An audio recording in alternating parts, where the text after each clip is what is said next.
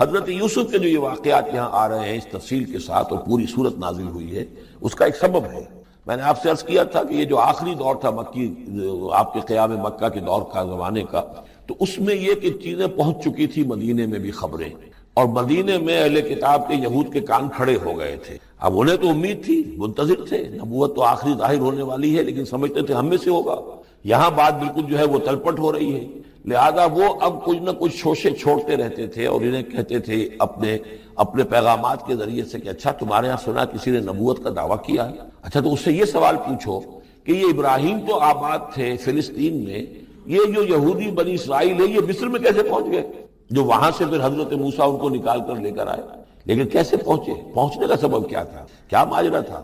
یہ اب تاریخ کا ایک سوال تھا جو انہوں نے کر دیا۔ اس کے جواب میں اللہ تعالیٰ نے یہ صورت نازل فرما دی اور اس قدر خوبصورت انداز میں نازل کی ہے۔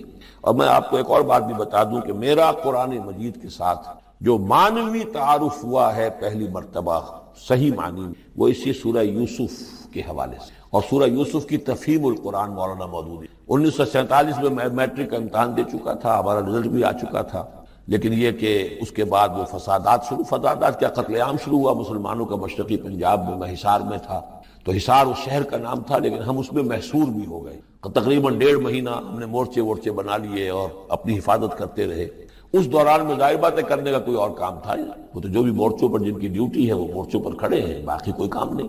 تو میں اور میرے بڑے بھائی اس زمانے میں پھر ایک مسجد کے اندر بیٹھ کر، چونکہ انہوں نے بھی، وہ مجھ سے تو ویسے 6 سال بڑے ہیں، انہوں نے بھی جب میٹرک کیا تھا تو عربی پڑھی تھی، اور میں نے تازہ میٹرک کیا تھا، اور میرے پاس بھی عربی کا مضمون تھا، تو پھر یہ ہم پڑھتے تھے۔ اور ترجمان القرآن جو مولانا مودودی کا رسالہ تھا، اس میں ان دنوں تفہیم القرآن میں یہ سورہ یوسف کی تفسیر شائع ہو، تو ان دنوں ہم مسجد میں بیٹھ کر یہ سورہ یوسف تفہیم القرآن سے، پھر چونکہ مجھے کچھ عربی آتی تھی اور تازہ تھی، اچھی تھی، تو اس میں یہ کہ ہماری گفتگو بھی ہوتی تھی، مذاکرہ کرتے تھے۔ تو اس طریقے سے جو پہلا بیرا، اس سے پہلے بھی بہرحال یہ کہ قرآن ہے، اللہ کا کلام ہے، اللہ کی کتاب ہے، ہمارا اس پر ایمان ہے، کچھ اس کو سمجھنا، کچھ پڑھنا، یہ تو تھا، لیکن جو ایک معنوی ایک ربط قائم ہوا، ذہنی رشتہ، ایک قلبی رشتہ، وہ در حقیقت سورہ یوسف اور سورہ یوسف کی بھی وہ تشریح و تعبیر کے جو مولانا مودودی نے تفہیم القرآن میں کی۔ بسم اللہ الرحمن الرحیم، الف لام را، تلک آیات الکتاب المبین، یہ ایک روشن آیات کی کتاب کی آیات ہیں۔ انا انزلناہ قرآنا عربی، ہم نے اس کو نازل کیا ہے عربی قرآن بنا کر۔ کس کو نازل کیا؟ وہ جو ام الکتاب میں ہمارے پاس ہے، وہ جو لوح محفوظ میں، اس کو ہم نے اتارا ہے اب محمد پر، تو قرآن عربی بنا کر اتارا ہے۔ لعلکم تعقلون، تاکہ اے عربو، اے عرب کے رہنے والو، اے امیین کہ جن کی طرف اولین بعثت ہمارے رسول کی ہوئی ہے، تم اچھی طرح سمجھ سکو۔ نحن نقص علیک احسن القصص، اے نبی ہم آپ پر بیان کرنے لگے ہیں بہترین بیان۔ یہ قصص نہیں ہے، قصص ہوتا قاف کے زیر کے ساتھ تو قصے کی جمع ہوتا، کہ بہترین قصہ ہم آپ کو سنا رہے، نہیں، احسن القصص، قصص جو ہے یہ یہاں پر یہ مصدر ہے، بہترین بیان، ہم آپ کے سامنے بہترین بیان پیش کر رہے ہیں، بما اوحینا الیک ھذا القرآن، اس قرآن کے ساتھ جو ہم نے آپ کی طرف وحی کیا ہے۔ وَإِن كُنتَ مِن قَبْلِهِ لَمِنَ الْغَافِلِينَ، اور یقیناً آپ اس سے پہلے، اس قرآن میں اس قصے کے آنے سے پہلے، قرآن میں اس بیان کی آمد سے پہلے، وحی سے پہلے آپ یقیناً بالکل ناواقف تھے، غافل تھے، آپ کو کچھ معلوم نہیں تھا کہ یہ حضرت یوسف کیسے وہاں پہنچے اور بنی اسرائیل کیسے پہنچ گئے۔ اس قال یوسف لأبیہ، حضرت یعقوب علیہ السلام کی ایک تو بڑی بیوی تھی، ان سے 10 بیٹے تھے، بڑے تھے، جوان تھے، پھر ایک چھوٹی بیوی تھی، ان سے یہ 2 بیٹے تھے، یوسف بڑے ان میں سے اور بنیامین چھوٹے، 12 بیٹے تھے۔ اس قال یوسف لأبیہ، یاد کرو جب کہ کہا تھا یوسف نے اپنے والد سے، حضرت یعقوب سے، یا ابت، ابا جان، انی رأیت 11 کوكبا، میں نے دیکھا ہے 11 ستارے، والشمس والقمر، اور سورج اور چاند، رأیتهم لی ساجدین، کہ وہ مجھے سجدہ کر رہے ہیں، میرے سامنے جو ہے سجدے میں ہیں۔ قال یا بنی لا تقصص رؤیاک علی اخوتک، حضرت یعقوب علیہ السلام نے اس بات کو سمجھ لیا کہ یہ 11 بھائی اور یہ میں، ماں باپ، ہمارا کوئی خاص معاملہ ہونے والا اس بیٹے کے ساتھ، اور اللہ تعالیٰ اس بیٹے کی کوئی خاص فضیلت ظاہر کرنے والا ہے۔ لہذا فرمایا کہ یہ اپنا بیان لا تخصص رؤیاک علی اخوتک، اپنے بھائیوں کے سامنے بیان نہ کر دینا، فیکیدوا لک کیدا، تو وہ تمہارے خلاف کو سازش کریں گے، اس لیے کہ ان میں پھر حسد کی آگ بھڑک اٹھے گی، اور وہ سوچیں گے کہ اللہ تعالیٰ نے یہ فضیلت اگر کوئی رکھی تو ہماری بجائے وہ اس یوسف کے لیے رکھی ہے، تو اس سے کہ تمہیں کوئی غضب پہنچ جائے گا۔ ان شیطان للانسان عدو مبین، یقیناً شیطان تو انسان کا کھلا دشمن ہے ہی۔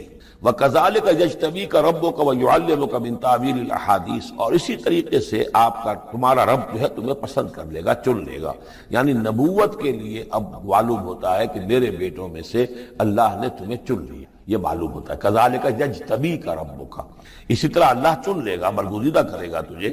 وَيُعَلِّمُكَ مِن تَأْوِيلِ الْأَحَادِيثِ، اور تمہیں سکھائے گا تعویل الاحادیث۔ اس کے دو معنی ہیں، ایک تو یہ کہ خواب کی تعبیر کرنا، اور یہ کسی بھی بات کی تہ تک پہنچ جانا، کنہ تک پہنچ جانا۔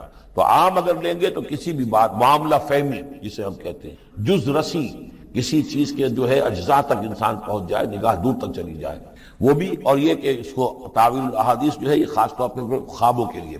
وَيُتِمُّ نِعْمَتَهُ عَلَيْكَ، اور اتمام فرمائے گا اپنی نعمت کا تجھ پر، وعلی آل یعقوب، اور تمام آل یعقوب پر، کما اتمھا علی ابویک، جیسے کہ اس نعمت کا اس نے اتمام فرمایا تیرے آباء و اجداد پر، من قبل پہلے، ابراہیم و اسحاق، ابراہیم اور اسحاق پر، یعنی اسحاق تمہارے دادا اور ابراہیم تمہارے پردادا۔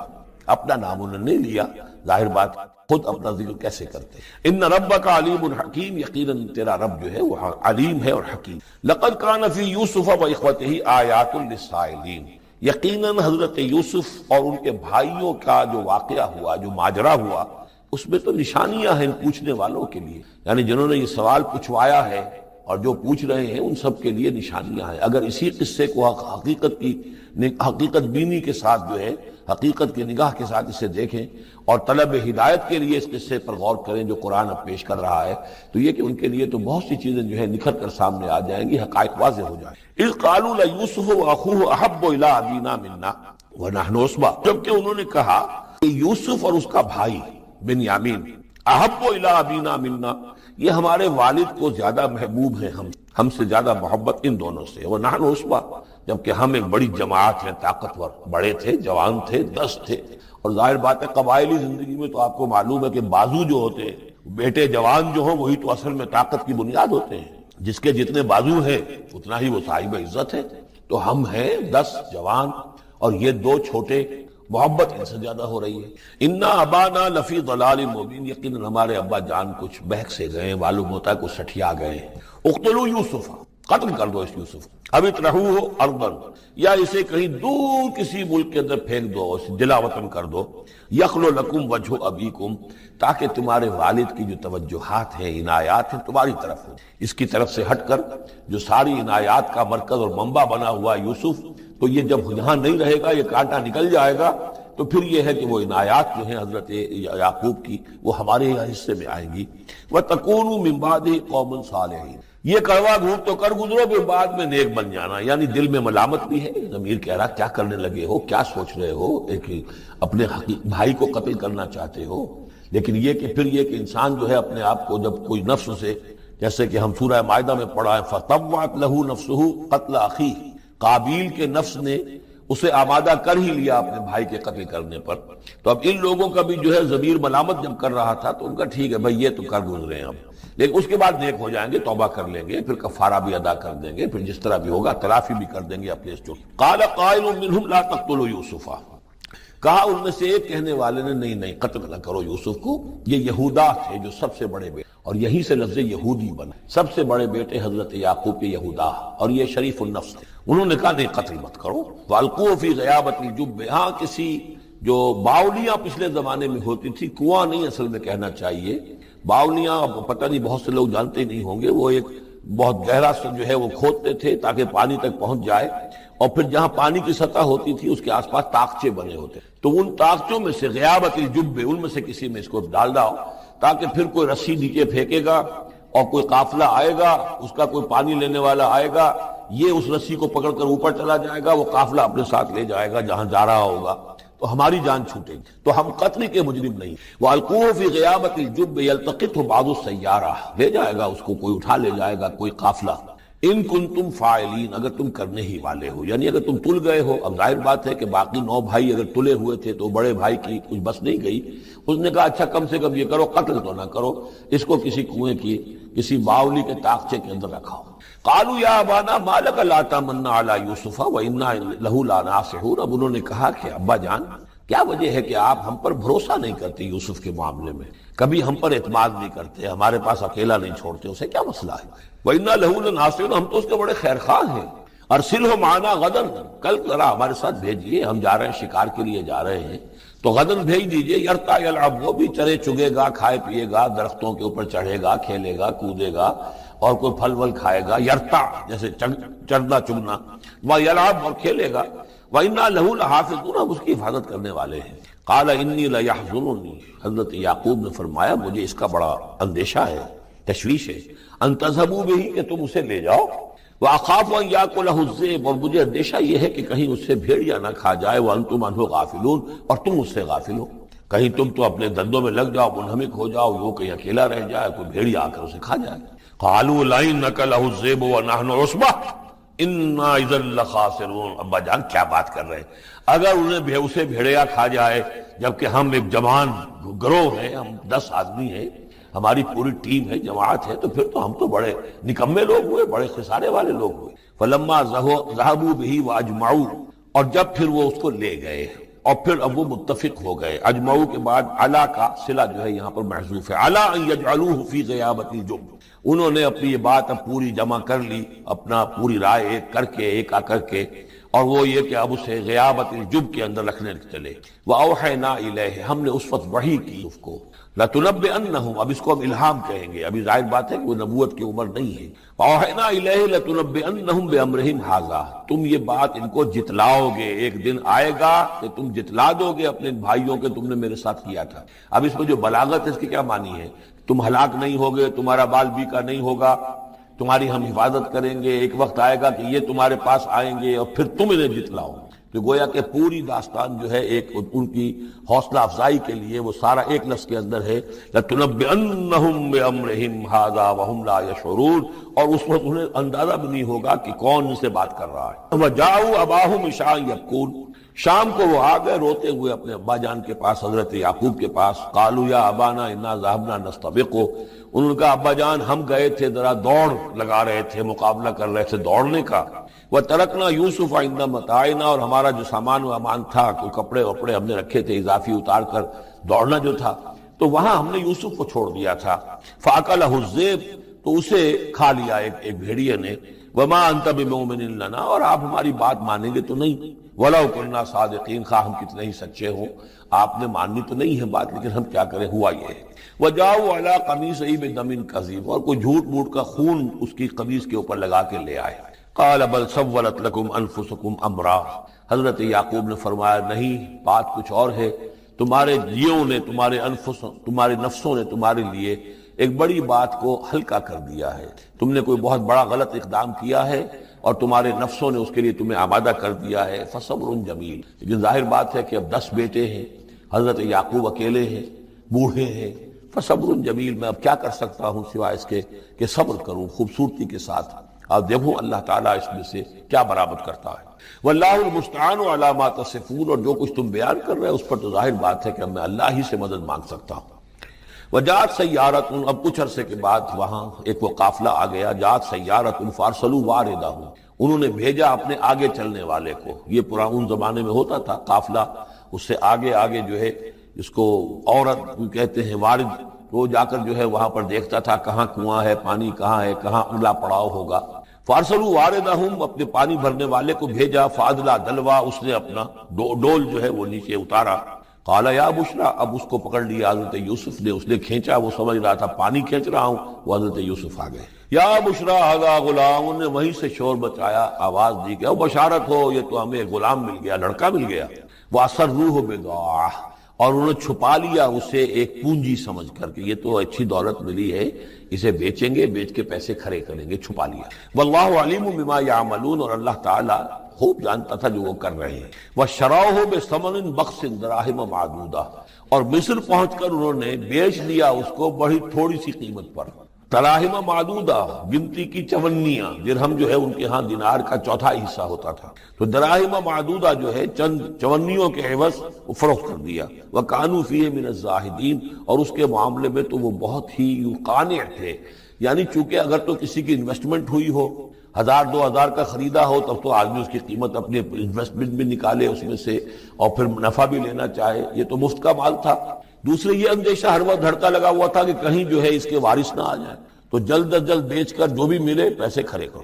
وقال الذی اشتراه من مصر، اور جس شخص نے خریدا انہیں مصر سے، مصر میں یہ تو عزیز مصر تھا، یعنی کوئی بہت بڑا افسر، بادشاہ نہیں، لیکن یہ کہ وہاں کی جو بھی ہائرارکی تھی اس کے اندر کوئی بہت اہم مقام پر.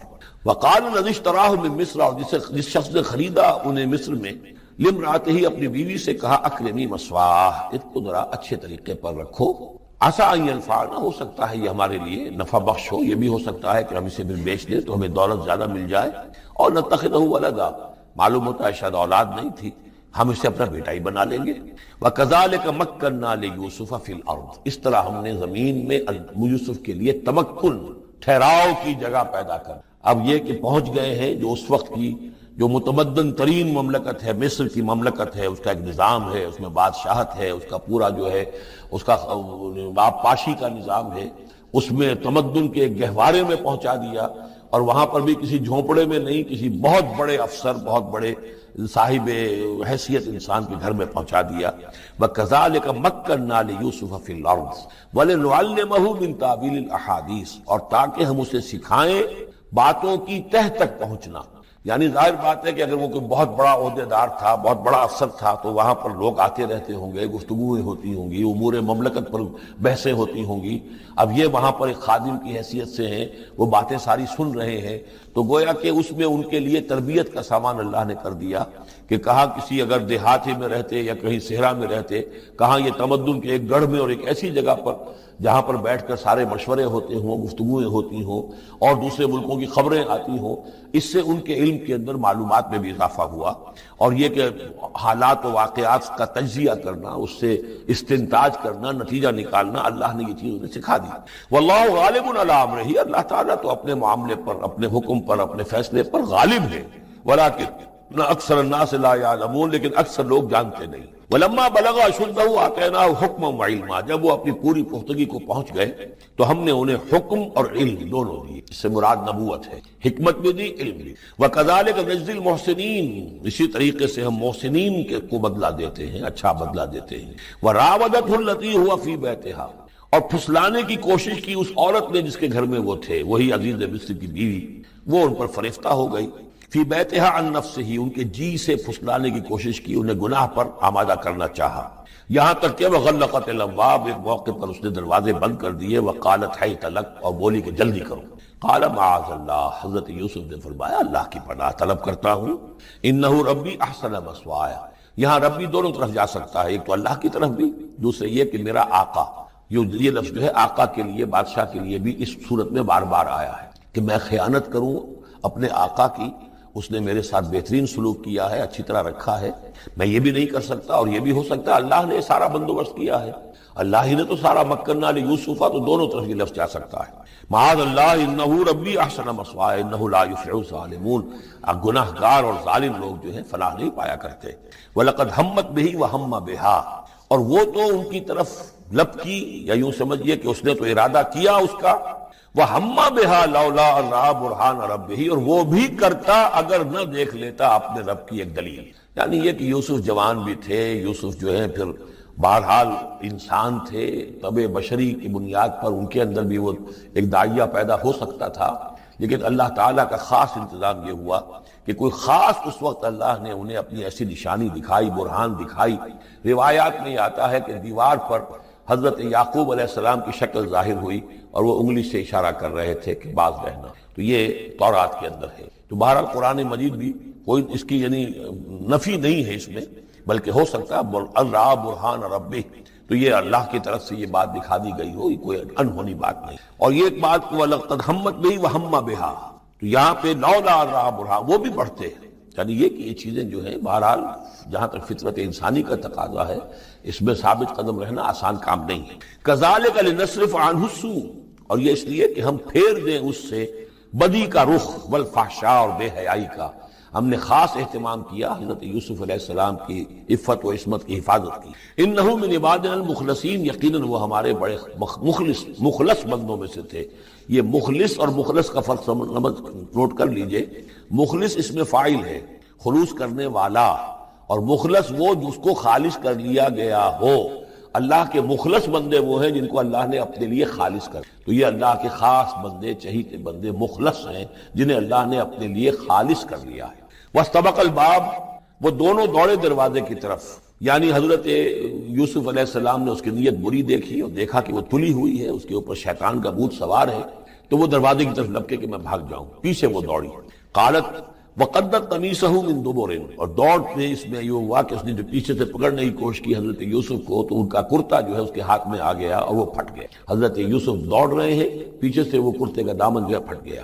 وَأَلْفَيَا سَيِّدَهَا لَدَى الْبَابِ، اور اچانک ہو سکتا ہے غیر متوقع طور پر، وقت ایسا نہ ہو عام طور پر آنے کا، اس کا جو شوہر تھا، اس کو دونوں نے دیکھا کہ وہ دونوں دروازے کے اوپر وہ موجود پایا۔ ان دونوں نے اس کے شوہر کو، اس کے سردار کو، اس کے آقا کو، اس کے شوہر کو لدى الباب، دروازے کے پاس۔ قالت ما جزاء من اراد باهلك سوءا، اب دیکھیے یہ ہے وہ کہ جو عورت کے جو چلتر جس کو کہتے ہیں مشہور، فوراً جو اس نے پیتلا بدلا ہے، اس نے کہا اپنے شوہر سے مخاطب ہو کر، بڑا سوچو کیا سزا ہونی چاہیے اس شخص کی جو تمہاری بیوی کے ساتھ بدکاری کا ارادہ کرے، یعنی یہ کہ یہ جو یوسف ہے یہ مجھ پر گویا کہ مجرمانہ حملہ کرنا چاہتا تھا اور میں نے اپنے آپ کو بچایا ہے۔ قالت ما جزاء من اراد باهلك سوءا الا ان يسجن، اس کی سوا کیا سزا ہو سکتی ہے کہ اسے جیل میں ڈال دیا جائے، اور عذاب علیم، یا اسے کوئی اور دردناک عذاب دیا جائے۔ اب ظاہر ہے اپنے دفاع کے لیے حضرت یوسف کو کچھ نہ کوئی بیان تو دینا تھا۔ قال هي راودتني عن نفسي، انہوں نے صاف بیان کر دیا کہ خود اس نے مجھے گناہ پر آمادہ کرنا چاہا تھا اور پھسلانا چاہا تھا مجھے میرے جی سے۔ وشهد شاهد من اهلها، اب یہ کہ وہاں کوئی اور تھا، کوئی شخص کہ جو تھا اس عورت، وہ زلیخا اس کا نام آتا ہے تورات میں، قرآن میں کہیں نہیں ہے۔ امراۃ العزیز تو آتا ہے، اس عزیز کی بیوی، بڑے افسر کی بیوی، لیکن یہ کہ اس کا کوئی رشتہ دار بھی وہاں آن موقع پر موجود تھا، تو اس نے قرائن کی جو گواہی ہوتی ہے، سرکمسٹانشل ایویڈنس، اس کی بات کی۔ انہوں نے کہا کہ اگر تو اس کا کرتا پھٹا ہوا ہو، شاہد شاہد من اہلہا، اس عورت کے عزیزوں رشتہ داروں میں سے گواہی دینے والے نے ایک نے گواہی دی، اگر اس کا کرتا پھٹا ہوتا سامنے سے، فصدقت، تو وہ سچی ہوتی، وہو من الکاذبین، اور یہ جھوٹا ہوتا۔ یعنی اگر کوئی مرد حملہ کر رہا ہے اور عورت اپنا تحفظ کر رہی ہے، اور اس میں جو ہے کہیں کرتا پھٹتا ہے مرد کا، تو وہ سامنے کا حصہ پھٹے گا۔ وَإِنْ كَانَ قَمِيصُهُ قُدَّ مِن دُبُرٍ، اور اگر اس کی قمیص ہے پھٹی ہوئی پیچھے سے، فَكَذَبَتْ، تو وہ جھوٹی ہے، وَهُوَ مِنَ الصَّادِقِينَ، اور وہ سچا۔ اب یہ بھی آپ دیجئے، کریڈٹ دیجئے بہرحال کہ اس کی عورت کے رشتہ داروں میں سے کسی نے اتنی عادلانہ بات کی ہے، اتنی حکیمانہ بات بھی کی ہے، عادلانہ بھی کی ہے، اور حق کی بات کی ہے، تو معلوم ہوتا ہے کہ اس معاشرے کے اندر بھی جہاں بہت سی خرابیاں بھی تھیں، آگے آ جائیں گی، وہ خرابیوں کا بھی ذکر ہے، لیکن یہ کہ بہرحال کچھ نہ کچھ اچھائیاں بھی تھیں۔ فلما رأى قميصه قد من دبر، جب اس نے دیکھا کہ قمیص تو پھٹی ہوئی ہے پیچھے سے، قال انه من کیدکن، تو اس نے کہا اس عزیز مصر نے اپنی بیوی سے کہ یہ تمہاری ہی چالوں میں سے ہے، فریب میں سے ہے، ان کیدکن عظیم، تم عورتوں کی چالیں جو ہیں اور تمہاری عورتوں کے جو فریب ہیں وہ بہت بڑے ہیں۔ یوسف اعرض عن ھذا، اب اس نے کہا یوسف ٹھیک ہے اس سے درگزر کرو، ان ھذا اعرض عن ھذا واستغفری لذنبک، اور دیکھو تم اپنی بیوی سے مخاطب کو کہا تم اپنے گناہ کا استغفار کرو، توبہ کرو، انک کنت من الخاطئین، یقیناً تو ہی تھی خطا کار۔ وقالت نسوۃ فی المدینۃ، اور کہا عورتوں نے شہر کے اندر، امرأۃ العزیز، یہ ہے وہ عزیز کی بیوی، تراود فتاح عن نفسہ، وہ اپنے غلام کو پھسلا رہی ہے اور اس کو چاہتی ہے اسے گناہ پر آمادہ کرنا، قد شغفہا حبا، وہ اس کی محبت میں گرفتار ہو گئی ہے، انا لنراہا فی ضلال مبین، ہم دیکھتے ہیں وہ تو بڑی بھٹک گئی ہے اپنے غلام کے ساتھ یہ معاملہ، اور یہ تو بہت ہی گھٹیا بات ہے۔ فلما سمعت بمکرہن، جب اس نے امراۃ العزیز نے سنی یہ باتیں میرے خلاف، اب یہ چرچے ہو رہے ہیں، تو اس نے چاہا کہ ان سب کا جو چونکہ اوپر کی سوسائٹی تھے وہ سارے کے سارے جو ہیں سوراخ تو سبھی کے ہاں تھے، گندگیاں ہر ایک کے ہاں تھی، لیکن یہ موقع مل گیا عورتوں کو کہنے کا، اسے معلوم تھا خود ان کے اپنے کردار کیسے کچھ ہیں، لیکن اس نے چاہا کہ اس کا بھانڈا جو ہے چوراہے کے اندر ان کے کردار کا بھی پھوڑ دیا جائے۔ ارسلت الیہن، تو ان سب کو بلوایا ایک دعوت میں، وَأَعْتَدَ لَهُنَّ مُتَّكَئًا، اور اہتمام کیا ایک مجلس کا، ایک ڈنر کا، اور اس میں یہ کہ سب متکئان جو سہارا لے کر بیٹھے ہوئے ہیں، وَآتَتْ كُلَّ وَاحِدَةٍ مِّنْهُنَّ، اور ہر عورت کو اس نے ایک چھری اس کے سامنے رکھی، سکیناً، ایک چھری، جب کوئی پھل وغیرہ ہوں گے اس کے ساتھ چھری بھی سب کو دی گئی ہے۔ وَقَالَتِ اخْرُجْ عَلَيْهِنَّ، اور کہا کہ اے یوسف ذرا نکلو، ان کے برآمد ہو، ان کے سامنے آ جاؤ۔ فلما رأینہ، تو جب ان سب نے اس کو دیکھا، اکبرنہ، تو ششدر رہ گئیں، وقطعن ایدیہن، اور ان سب نے اپنے ہاتھ کاٹ لیے۔ اس میں ایک کا تو کسی کا غلطی سے ہاتھ کٹ گیا ہوگا، چوک گئی ہوگی، دیکھ کر ایک دم یہ چونکی کہ یہ اس قدر حسین و جمیل، یہ تو انسان نہیں معلوم ہوتا، یہ کون ہے، تو اس کا ہاتھ کٹا۔ اس کی طرف حضرت یوسف متوجہ ہوئے ہوں گے، خون اس کے کچھ نہ آخر وہاں خادم کی حیثیت سے تھے کہ اس کے کوئی مرہم پٹی کریں، تو ہر ایک نے یہ چاہا کہ یہ التفات اس کا میری طرف بھی ہو، تو سب نے اپنی انگلیاں کاٹی۔ قطعنا، اب یہاں پر یہ غلطی سے بات نہیں ہو سکتی، اس لیے کہ یہ قطع یقطع تقطیعا باب تفعیل ہے، اس تفعیل کے اندر تو اہتمام اور پوری طریقے سے کوئی ارادہ کر کے کسی کام کو کیا جاتا ہے۔ اپنے ہاتھ کاٹ لیے۔ وَقُلْنَا حَاشَا لِلَّهِ مَا هَذَا بَشَرًا، ان کہا کہ حاشا للہ، یہ شخص، یہ تو آدمی نہیں ہے، ان هَذَا إِلَّا مَلَكٌ کریم، یہ تو معلوم ہوتا ہے کہ کوئی بہت ہی بزرگ فرشتہ ہے۔ قالت فذلکن الذی لمتننی فی، تو اس نے کہا یہ ہے وہ جس کے بارے میں تم مجھے ملامت کر رہی تھی اور مجھ پر جو ہے تم تان کر رہی تھی۔ وَلَقَدْ رَاوَدتُّهُ عَن نَفْسِهِ، اور میں نے اسے یقیناً پھسلانا چاہا، گناہ پر آمادہ کرنا چاہا، فاستعصم، لیکن وہ جمع رہا، وہ قائم رہا، وہ مستقیم رہا، اس نے اپنی عفت اور عزت کی حفاظت کی۔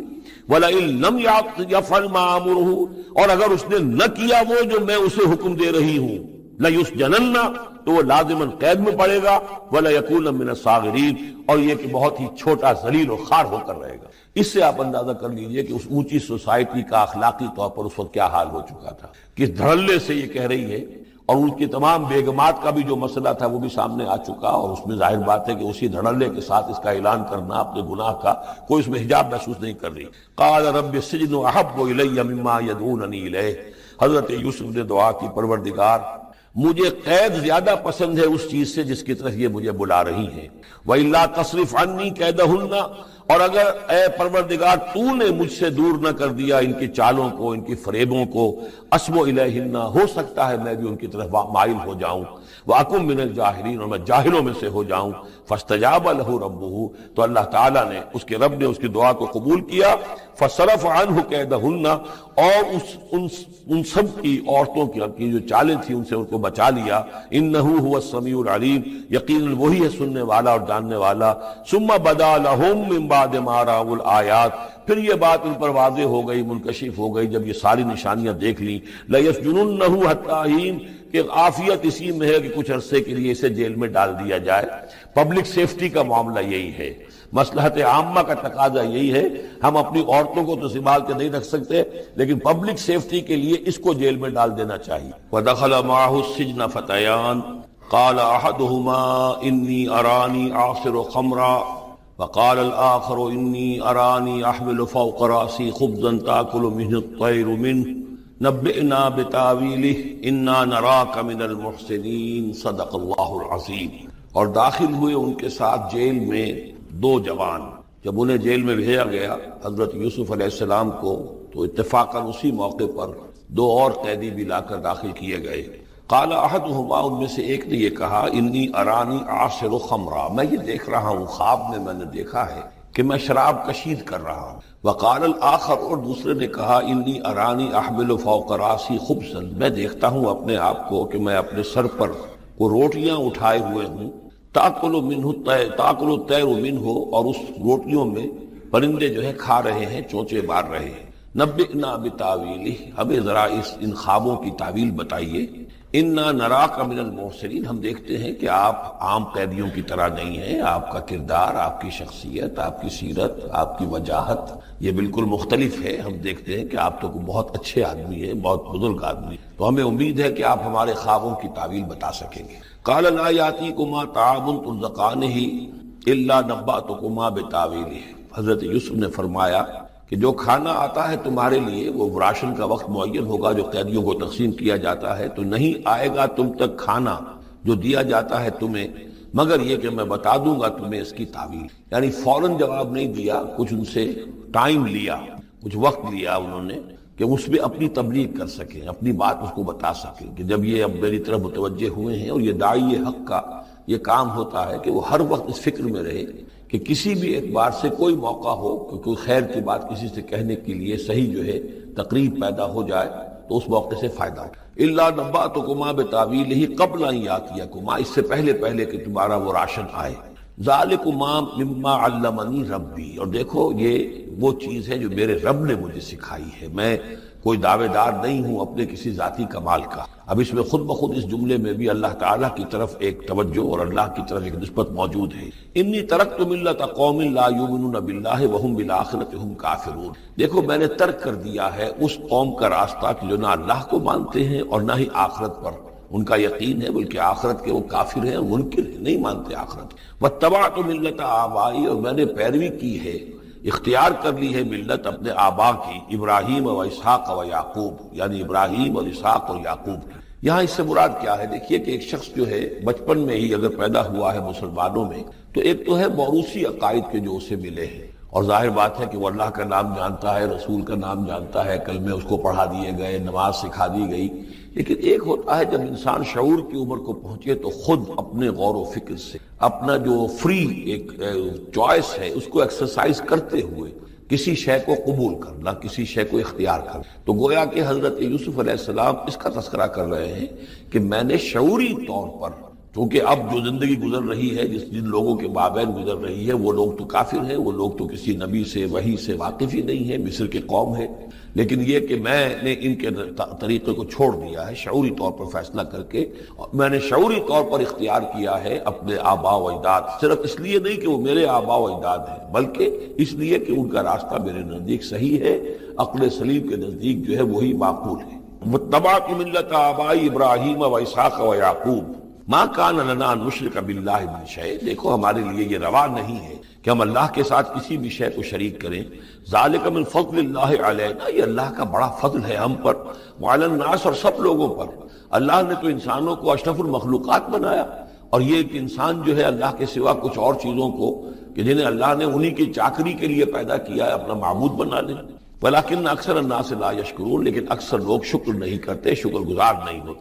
یا صاحب السجن، اے میرے جیل کے دونوں ساتھیوں، ارباب متفرقون خیر ام اللہ الواحد القہار. خود غور کرو، کیا یہ بہت سے جو ارباب ہم نے بنا رکھے ہیں یا تم نے بنا رکھے ہیں، بہت سے دیوی دیوتا متفرق جدا جدا ہیں، یہ بہتر ہے یا ایک الواحد اب اللہ الواحد القہار، یا اللہ جو اکیلا ہے اور پوری طریقے سے چھایا ہوا ہے. ما تعبدون من دونہ الا اسماء سمیتموها انتم وآباؤکم، نہیں پوچھتے تم اس کے سوا دیویوں اور دیوتاؤں کو مگر یہ کوئی شے نہیں ہے، یہ کچھ نام ہے جو تم نے رکھ لیے ہیں، تم نے بھی اور تمہارے آباء و اجداد نے بھی. ما انزل اللہ بہا من سلطان، اللہ تعالیٰ نے ان کے لیے کوئی سند نہیں اتاری. ان الحکم الا للہ، اختیار مطلق صرف اللہ کا ہے. حکم دینے کا اختیار، فیصلے کا اختیار، قانون دینے کا اختیار صرف اللہ کا ہے. امر اللہ تعبدوا الا ایاہ، اور اس نے یہ حکم دیا ہے کہ اس کے سوا کسی اور کو مت پوجو، مت بندگی کرو. ذالک الدین القیم، یہی ہے دین سیدھا اور قائم اور دائم، ہمیشہ کا دین. ولیکن اکثر الناس لا یعلمون، لیکن اکثر لوگ علم نہیں رکھتے. یا صاحب السجن، اے میرے زندان کے دو ساتھیوں، اما احدکما فیسقی ربہ خمرا، تم میں سے ایک جو ہے وہ تو اپنے آقا، رب کا لفظ آیا ہے بادشاہ کے لیے، اپنے آقا کو، بادشاہ کو شراب پلائے گا. یہ پہلے بھی ایک شخص تھا، ساقی تھا یہ بادشاہ کا، لیکن یہ کوئی اس کے اوپر الزام لگا، اس الزام میں اس کو جیل بھیج دیا گیا، لیکن اس کے بعد یہ بری ہو گیا، ری انسٹیٹ ہو گیا اپنی پوزیشن پر. اور اس کی خبر دے دی حضرت یوسف علیہ السلام نے اس کے خواب کے حوالے سے کہ عاصر و خمرہ، میں دیکھ رہا ہوں کہ میں شراب کشید کر رہا ہوں. تو آپ نے اس کی تعویل یہ کی کہ تمہارے خواب کا مطلب یہ ہے کہ تم رہائی پا جاؤ گے اور پھر تم اپنے بادشاہ کے پاس جا کر آقا کے پاس وہی خدمت جو ہے ساقی گری کی تم کرو گے. وَأَمَّا الْآخَرُ، اور جو دوسرا ہے، فَيُسْلَبُ، اسے سولی دے دی جائے گی.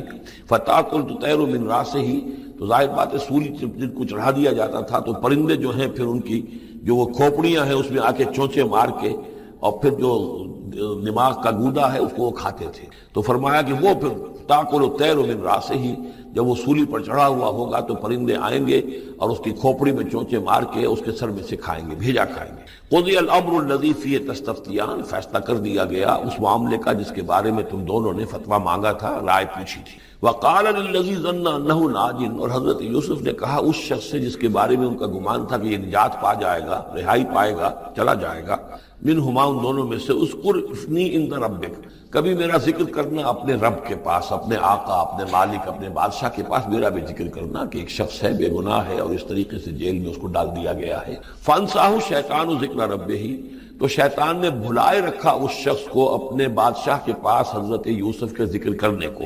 فلبث فی السجن بضع سنین، تو حضرت یوسف رہے اس جیل کے اندر کوئی کئی برس تک. بضع کا لفظ عربی زبان میں 9 تک پر آتا ہے، 10 سے کم تر، 2 3 4 5 6 7 8 9 تک. وقال الملک کو، اب اس کے بعد ایک نیا چیپٹر آ رہا ہے اس داستان کا. بادشاہ نے کہا، قال الملک کو، اپنے دربار میں. اب یہاں یہ نوٹ کر لیجئے کہ اس وقت کا جو مصر کا یہ بادشاہ ہے یہ فرائنہ میں سے نہیں ہے. اس وقت مصر میں حکومت تھی جن کو تاریخ میں کہتے ہیں ہکسوس کنگز، چرواہے بادشاہ. ہوا یہ تھا کہ یہی جو عرب کا ڈیزرٹ تھا جس نقشے میں آپ نے دیکھا ہے، ہمیشہ تاریخ میں ایسا ہوتا رہا ہے کہ ڈیزرٹ میں کچھ قوت جو ہے، ہیومن پوٹینشل ڈیولپڈ ہوتا ہے، پھر وہ آ کر جو متمدن علاقے ہوتے ہیں ان پر حملہ کرتا ہے اور پھر یا تو لوٹ مار کر کے واپس آ جاتے ہیں یا وہاں پر اپنی حکومتیں بھی قائم کر لیتے ہیں. تو اسی جزیرہ نمائے عرب سے کوئی قوم نکلی، کوئی قبیلہ نکلا، زوردار تھا، اس نے حملہ کیا مصر پر، اور مصر کے جو مقامی لوگ تھے، وہاں کی قبطی قوم تھی، اسے اپنا غلام بنا لیا اور خود اپنی حکومت قائم کر. تو چرواہے بادشاہ کہلاتے ہیں کہ یہ صحرا سے آئے تھے، چرواہے تھے اور یہ آ کر یہاں بادشاہ بن گئے. گویا کہ یہ لوکل نہیں تھے، بادشاہ تھے، فرائنہ میں سے نہیں تھے، فرائنہ کے خاندان میں سے نہیں تھے، بلکہ خود عرب تھے. وہ بادشاہ جو ہے معلوم ہوتا ہے کہ تھا بھی نیک سرشت، بہت ہی بھلا انسان تھا. اگرچہ یہ کہ بہرحال جہاں تک تعلق ہے توحید کا یا رسالت کا یا نبوت کا یا آخرت کا یا شریعت کا یا کتاب کا، اس سے نابلد، لیکن ہوتے ہیں مختلف لوگ، مختلف مزاج، تو بھلا آدمی تھا. قال الملک کو، اس بادشاہ نے کہا، انی ارا 7 بقرات، میں اپنے خواب میں نے دیکھا ہے کہ 7 گائیں ہیں، سمان خوب موٹی تازہ، یاکلہن 7 عجاف، انہیں ہڑپ کر رہی ہیں 7 گائیں جو دبلی ہیں. 7 گائیں دبلی ہیں اور وہ ہڑپ کر رہی ہیں 7 موٹی تازہ گائیں. یاکلہن 7 عجاف و7 سنبلات خضر، اور میں دیکھتا ہوں کہ 7 بالیاں، بالیں ہیں ہری، ستے ہیں ہرے اناج کے، وَأُخَرُ يَابِسَاتٌ، اور 7 ہیں کہ جو سوکھے ہیں. یا ایھا الملأ افتونی فی رؤیایا، اے میرے درباریوں، اے میرے سرداروں، ذرا مجھے میرے خواب کی تعبیر بتاؤ. ان کنتم للرؤیا تعبرون، اگر تم واقعتاً خوابوں کی تعبیر کا فن جانتے ہو، اس سے واقف ہو. قالوا اضغاث احلام، انہوں نے کہا نہیں یہ تو پریشان خیالی ہے، یہ خواب جو ہے کوئی خاص معنوی خواب نہیں ہے، ایسے ہی ہے جیسے کہ پریشان خیالات ہوتے ہیں. جیسا کہ اب آپ کو معلوم ہے فرائڈ کا نظریہ ہے کہ یہ صرف جو انسان کے جو سیکشول ڈیزائرز ہیں یا اور کوئی ایمبیشنز ہیں نفسیاتی یا نفسانی، وہ دبی ہوئی ہوتی ہیں، تو پھر یہ کہ انسان خواب کے اندر ان کی تسکین جو ہے وہ کر لیتا ہے کسی طریقے سے، تو وہ اس کے اپنے خیالات ہوتے ہیں، پریشان خیالات. اگرچہ اسلام میں خواب 3 قسم کے ہیں. ایک خواب ہے جو اللہ کی طرف سے ہوتا ہے جس کو ہم کہتے ہیں سچا خواب، رؤیا صادقہ، وہ نبوت کے اجزاء میں سے. اور ایک خواب شیطانی ہوتا ہے جو شیطان کی طرف سے ہوتا ہے، شیطان جو جنات ہیں وہ اس میں الہام کرتے ہیں. اور تیسرا اسی نوعیت کا ہوتا ہے جس کو یہاں کہا گیا ہے. تو فرائڈ ظاہر بات ہے کہ ان چیزوں سے واقف، وہ جہاں تک کہ وہ رؤیا صادقہ ہے اس سے واقف نہیں. قالوا اضغاث احلام وما نحن بتعبیر الاحلام بعالمین، ایسے خوابوں کی تعبیر ہمیں نہیں آتی ہے. وہ باقاعدہ کوئی خواب ہو تو اس کی تعبیر ہم بتائیں. وقال الذی نجا منہما، اب اس شخص نے، وہ جو وہاں پر پھر ساقی گری کر رہا تھا، اسے اچانک حضرت یوسف یاد آ گئے. وقال الذی نجا منہما، اور کہا اس شخص نے جو ان دونوں قیدیوں میں سے نجات پا گیا تھا، بری ہو گیا تھا، رہا ہو گیا تھا، وذکر بعد امۃ، اور اس طویل عرصے کے بعد اسے اچانک یاد آ گیا، انا انبئکم بتاویلہ فارسلون، میں بتا دوں گا اس خواب کی تعویل آپ لوگوں کو، ذرا مجھے جانے دو، مجھے اجازت دیجئے کہ میں جاؤں اور جیل میں جا کر وہاں ایک شخص ہے اس سے مل کر اس خواب کی تعبیر معلوم کر لوں. یوسف ایھا الصدیق، اب وہ پہنچ گیا حضرت یوسف کی خدمت میں. یوسف اے صدیق، اے سچے، افتنا فی 7 بقرات سمان یاکلہن 7 عجاف، ذرا ہمیں بتائیے، تعویل بتائیے، حکم بتائیے اس کا کہ 7 گائیں ہیں بڑی دبلی اور وہ کھا گئی ہڑپ کر رہی ہیں 7 ان کو کہ جو موٹی ہیں، وسبع سنبلات اور 7 بالی ہیں جو ہری ہیں، خضر واخر یابسات اور 7 جو ہیں وہ بہت خشک ہیں، سوکھی ہیں، لعلی ارجع الی الناس تاکہ میں لوگوں تک واپس جاؤں، لعلہم یعلمون تاکہ انہیں معلوم ہو جائے کہ یہ خواب جو بادشاہ کا ہے اس کی تعبیر کیا ہے۔ قال تزرعون 7 سنین دأبا، حضرت یوسف نے اس خواب کی تعبیر بتائی کہ تم 7 سال تک خوب زراعت کرو گے، ڈٹ کر دب کر۔ یہ دأبا جو ہے جم کر، جو پنجابی میں کہتے ہیں یہ دب کے واہ تے رج کے کھا، تو یہ معلوم ہوتا ہے شاید کوئی نہ کوئی رب کا تعلق اس کا داب کے ساتھ ہے۔ تزرعون 7 سنین دأبا، تم 7 سال تو خوب جو ہے وہ ڈٹ کر اور محنت سے اور خوب جم کر کھیتی کرو گے۔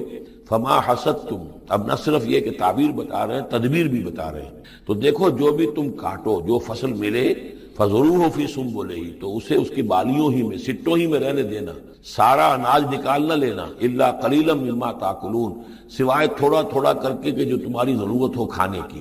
اس لیے کہ آج یہ معلوم ہے کہ بہترین پریزرویٹو جو ہے یہ سٹوں میں اگر نہ چھوڑ دیا جائے، ان کو اگر نہ نکالا جائے تو پھر ان کے لیے کسی اور ایڈیشنل پریزرویٹو کی ضرورت نہیں ہے، یہ محفوظ رہتے ہیں، ان کو جو ہے وہ انسیکٹس وغیرہ ختم نہیں کر سکتے۔ تو وہ تدبیر بھی بتا دی کہ اس کو ابھی سارے کے سارے کے اناج کو گاہ نہ لینا، بلکہ یہ کہ انہی بالیوں کے اندر، انہی سٹوں کے اندر ان کو رہنے دینا، الا قلیلا مما تاکلون، جو بھی تم کھاتے جاؤ اس میں سے جو ضرورت کے مطابق۔ ثم یاتی من بعد ذلک سبع شداد، پھر اس کے بعد 7 سال آئیں گے بہت سختی، یعنی بارش نہیں ہوگی، شدید قحط پڑے گا۔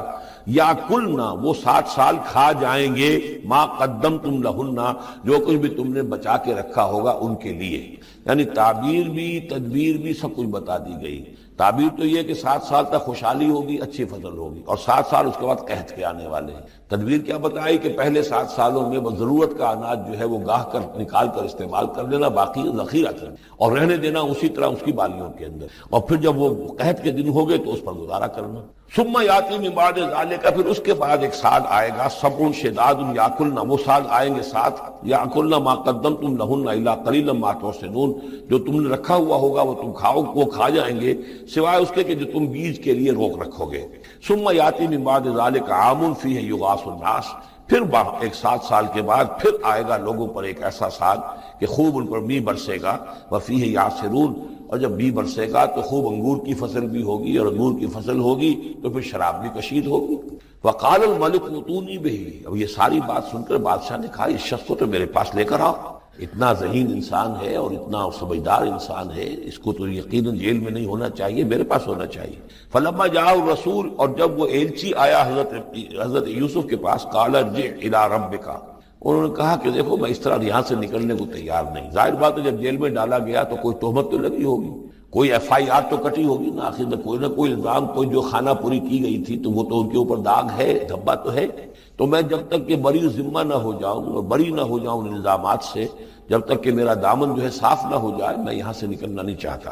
فرمایا قال ارجع الی ربک فاسألہ، تو لوٹ جاؤ اپنے بادشاہ کے پاس، فاسألہ، اور ذرا اس سے جا کے پوچھو، ما بال النسوۃ اللاتی قطعن ایدیہن، ان عورتوں کا کیا مسئلہ تھا جنہوں نے اپنے ہاتھ کاٹ لیے۔ ان ربی بکیدہن علیم، یقیناً میرا رب ان کی چالوں سے اور ان کے چرتروں سے خوب واقف ہے۔ قال فما خطبکن، اب بادشاہ نے طلب کر لیا سب کو، وہ بیگمات کو، اذ راوتن، ما خطبکن اذ راوتن یوسف عن نفسہ، کیا معاملہ تھا تم لوگوں کا، کیا حقیقت تھی اس کی جبکہ تم نے یوسف کو چاہا، تم سب نے چاہا کہ اسے تم پھسلا دو اور اسے تم گناہ پر آمادہ کرو۔ قلنا حاشا للہ ما علمنا علیہ من سوء، ان سب نے کہا کہ اللہ گواہ ہے ہم میں اس کے بارے میں ہمارے علم میں کوئی برائی نہیں ہے، اس کے نیت میں کوئی برائی، اس کی طرف سے کوئی اقدام، اس کی طرف سے کوئی غلط جو ہے کام قطعاً نہیں، جو بھی کچھ تھی غلطی وہ ہماری تھی۔ قالت امرأۃ العزیز، اب وہ اس امرأۃ العزیز نے بھی، جس کا نام زلیخا مشہور ہے، اس نے بھی کہا الآن حسس الحق، اب تو حق واضح ہو گیا، وہ جو بھی کچھ تھا اس کا پردہ چاک ہو گیا۔ انا راودتہ عن نفسہ، میں نے ہی اصل میں اس کو پھسلانا چاہا تھا، میں نے ہی اسے گناہ پر آمادہ کرنا چاہا تھا، وانہ لمن الصادقین، اور وہ بالکل سچا ہے، اس نے کوئی غلط بیانی نہیں کی۔ ذالک لیعلم، یہ جملہ جو ہے اس کے بارے میں بہت سے اقوال ہیں کہ یہ کس کا قول ہے۔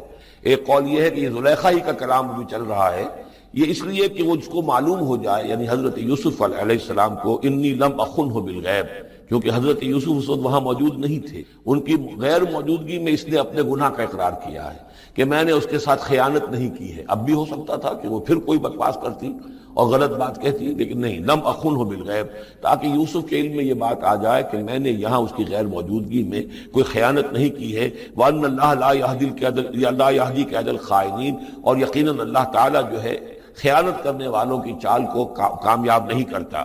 وما ابرئ نفسی، اور یہ کہ میں اپنے آپ کو کوئی بہت یہ نہیں سمجھتی کہ میں مجھ سے گناہ سرزد نہیں ہو سکتا، میں اپنے نفس کو بری نہیں کہتی۔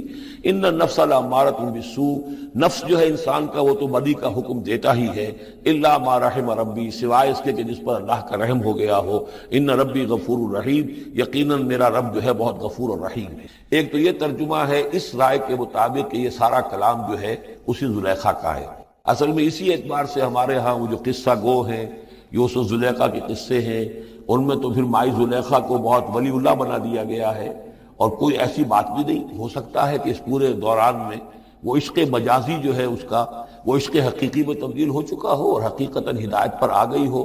اور جیسا اگر یہ کلام اسی کا ہے، جیسے کہ بہت سے لوگ جو ہے مانتے ہیں ہمارے مفسرین میں سے، اسی کا کلام ہے۔ اب وہ اللہ کا ذکر جس طرح کر رہی ہے، میں نے اب جو ہے اس پر صحیح بات کہہ دی ہے، اللہ خائنوں کی بات کو راہیاب نہیں کرتا، اور میں اپنے نفس کو بری نہیں کہتی۔ یقیناً نفس جو ہے وہ تو انسان کو بدی کا حکم دیتا ہی ہے، الا ما رحم ربی۔ ایک رائے یہ ہے کہ اس کا قول تو ختم ہو گیا، انا راودتہ عن نفسہ وانہ لمن الصادقین۔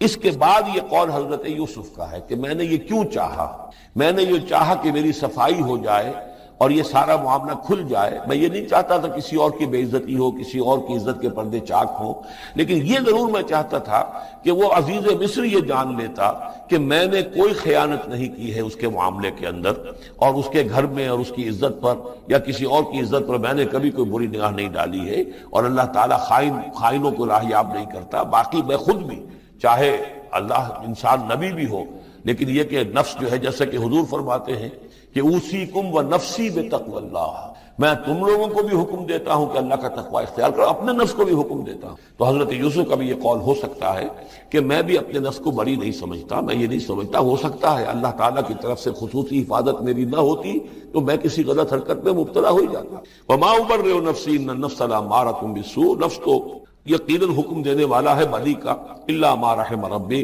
سوائے اس کے جو اللہ فیصلہ کر دے اور رحم فرمائے۔ ان ربی غفور الرحیم۔ وقال الملک ائتونی بہ، اب بادشاہ نے فیصلہ کن انداز میں کہا ٹھیک ہے، اس کو لے آؤ میرے پاس، استخلصہ لنفسی، اسے تو میں اپنا خاص مصاحب بنا لوں۔ بادشاہوں کے مصاحبین خصوصی ہوتے تھے جو بہت وقت ان کے ساتھ گزارتے تھے، ان کے ساتھ ہی قریب رہتے ہوں۔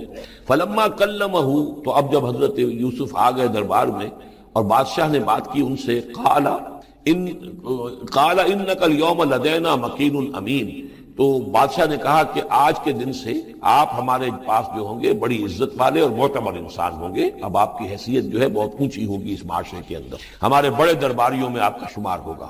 قال اجعلنی علی خزائن الارض، ادھر حضرت یوسف کو یہ خیال تھا کہ بہت بڑی جو ہے مصیبت اس قوم کے اوپر آنے والی ہے، تو اس کے لیے انہوں نے فوری طور پر جو مطالبہ کیا وہ یہ تھا کہ مجھے زمین کے خزانوں پر مقرر کر دو، یعنی یہ کہ زراعت کا وزیر بنا دو یا چیف سیکرٹری بنا دو یا وزیر خزانہ بنا دو، کہ معیشت پوری میرے کنٹرول میں، اس لیے کہ اس ملک کے اوپر جو آنے والے ہیں حالات وہ بہت ہی نازک ہیں، اور اگر اس کے لیے صحیح بندوبست نہ کیا گیا تو نہ صرف اس ملک کے لیے بلکہ آس پاس کے علاقے کے لیے بھی بہت خوفناک صورت پیدا ہو جائے گی۔ اس لیے کہ اصل میں یہ مصر ہی تھا کہ جو گرینری تھا اس پورے علاقے کے لیے، باقی آپ کو معلوم ہے اس کے بائیں طرف جو ہے مغرب میں بھی صحرا ہے، دائیں طرف بھی صحرا ہے، صحرا سینا ہے، تو یہ تو یہی علاقہ تھا کہ جس سے اناج وغیرہ پیدا ہوتا تھا، تو پورے علاقے کے لیے کفالت جو تھی اس کی زراعت جو ہے وہ یہیں سے ہوتی تھی، تو اس پورے علاقے پر بہت زبردست قحط آیا ہے، بہت زبردست قحط آیا ہے بعد میں۔ تو انہوں نے فرمایا کہ مجھے ان زمانوں کے ان سارے زمین کے جو خزانے ہیں اس پر مختار بنا دو۔ انی حفیظ علیم، میں حفیظ بھی ہوں، حفاظت کرنے والا ہوں، علیم بھی ہوں، جاننے والا ہوں، ماہر ہوں، میں یہ سارا بندوبست ٹھیک کروں گا۔ وَكَذَلِكَ مَكَّنَّا لِيُوسُفَ فِي الْأَرْضِ، اس طرح ہم نے یوسف کو تمکن عطا کیا زمین، يَتَبَوَّأُ مِنْهَا حَيْثُ يَشَاءُ، اب تو وہ جہاں چاہے وہاں ٹھکانہ بنا دے۔ اب مصر کی حکومت جو ہے، پہلے تو اللہ تعالیٰ نے وہاں سے لا کر بدوی زندگی سے لا کر متمدن زندگی کے عین گڑھ میں مجدھار میں پہنچا دیا، عزیز مصر کے گھر میں پہنچا دیا۔ اب اس سے اگلا رتبہ جو ہوا ہے وہ تو یہ ہے کہ بہت ہی اونچا مقام اور مرتبہ ہو گیا، اب خود وہ عزیز بن گئے ہیں، بہت بڑے ان کے پاس کے بڑے اختیارات ہیں۔ وَكَذَلِكَ مَكَّنَّا لِيُوسُفَ فِي الْأَرْضِ يَتَبَوَّأُ مِنْهَا حَيْثُ يَشَاءُ، وہ جہاں چاہے جگہ پکڑے۔ نصیب برحمتنا من نشاء، ہم اپنی رحمت دیتے ہیں جس کو چاہتے ہیں، ولا نضيع اجر المحسنین، اور نیکوکاروں کا اجر ہم ضائع نہیں کرتے۔ ولاجر الآخرۃ خیر للذین آمنوا، باقی یہ کہ اصل میں جو آخرت کا اجر ہے وہ تو بہت ہی بہتر ہے ان کے حق میں جو ایمان لائیں اور جو تقوی کی روش اختیار کیے رہے ہوں۔ وَكَانُوا يَتَّقُونَ وَجَاءَ إِخْوَةُ یوسف، اب پھر دیکھیے کئی سال کی بات ہے، اب 7 سال گزر گئے جس میں کہ اچھی فصل ہوئی، حضرت یوسف نے بندوبست کیا، سٹوریج کیا، بہت بڑا جو ہے انہوں نے سٹور کر لیا گندم کا یا جو بھی اس وقت کا اناج تھا۔ اب وہ دوسرے 7 سال شروع ہو چکے ہیں، قحط پڑا ہوا ہے، اب دور دراز سے لوگ آتے ہیں مصر میں غلہ لینے کے لیے، یہاں راشن مقرر کر دیا گیا، ہر خاندان کو ایک اونٹ کے اوپر جتنا سامان آ سکتا ہے، جتنا آ سکتا ہے ایک بورا جو اونٹ کی پیٹھ پر لگ سکتا